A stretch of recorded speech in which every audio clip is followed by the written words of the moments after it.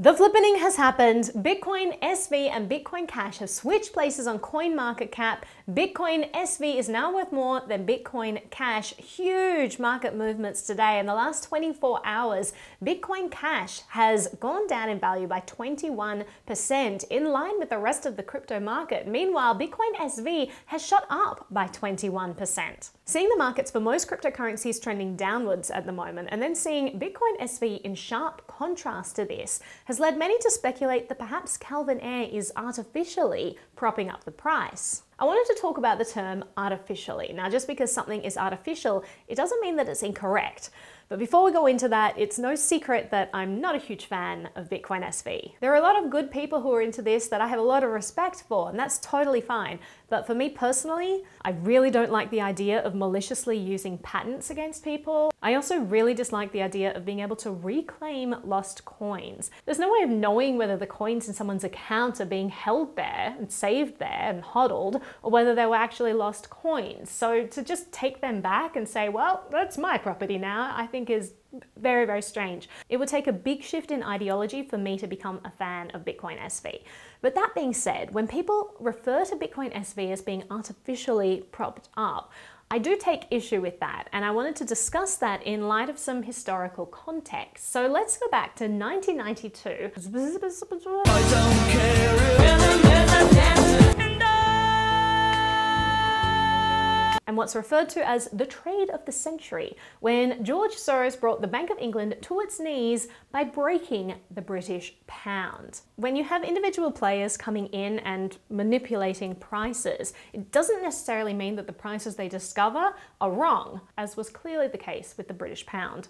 Before the EU was created and before we had the euro, we had something called the ERM, which is the exchange rate mechanism. Basically, countries in Europe, while they weren't willing to give up their national currencies yet, were willing to peg the currencies to each other rather than letting them float in the free market. They agreed to fix their exchange rates with each other, but what rate is the correct rate to choose? They decided to peg everything to the Deutschmark because Germany was the strongest economy in Europe. Each country was to maintain the agreed upon exchange rate within an acceptable bandwidth of plus or minus 6%. How does this mechanism actually work? You can't just peg it and leave it and forget about it. Countries had to be involved in the process of keeping this peg in place. So if the market rate for pounds, for example, started to dip, you would have the government, buying lots of pounds, and that would prop the price back up. This is one of the ways that you can create a fixed exchange rate. The desire to keep up with the Joneses led to Britain entering this ERM agreement and pegging their currency way too high.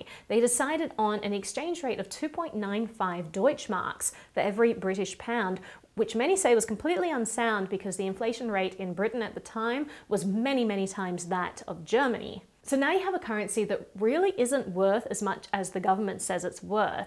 Then you have the government propping it up by buying huge amounts of this currency on the open market. And then you have someone called George Soros who says, well, this is an asset that I think is completely overvalued and I'm going to short it. And that's exactly what he did. So he put a huge amount of money into pushing this down and selling a whole bunch of British pounds. And basically Britain had a set amount of money that they could spend, and they disclosed this and said, we'll spend this much propping up this currency.